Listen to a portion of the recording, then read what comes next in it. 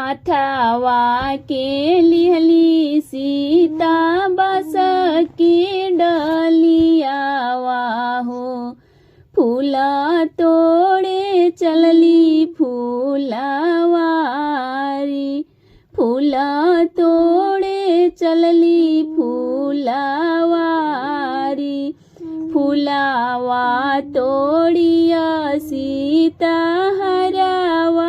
बनवाली हो शिवाजी से कर लिया राज शिवाजी से कर लिया राज घुमारी घुमारी सीता शिवा के मानावाली हरावा दिहली पहिनाय घुमारी घुमारी सीता शिवा की मानावाली हरावा दिहली पहिराय हरावा दिहली पहिराय हरावा पहिनी शिवाजी धीरे मुसुकाइले हो सीताजी के दिहले आशीष सीताजी के दिहले आशीष जवानी मांगना तू मंगबुए सीता हो तवाने मांगना हम देबो तवाने मांगना हम देबो आता ना बचना जब सुनली सीता हो हाथ जोड़िया भैली खाड़ हाथ जोड़िया भैली खाड़ पहिला मांगना सीता नैहर के मांगली पहिला मांगना सीता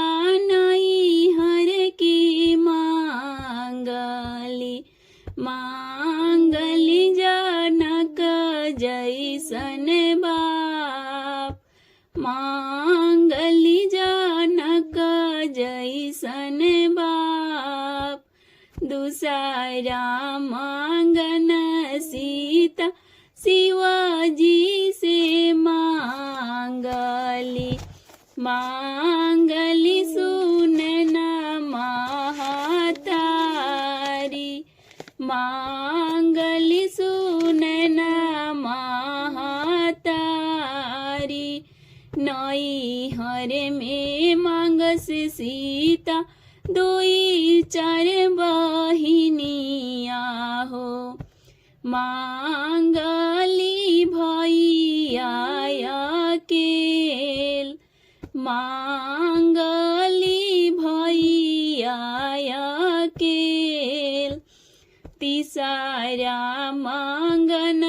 सीता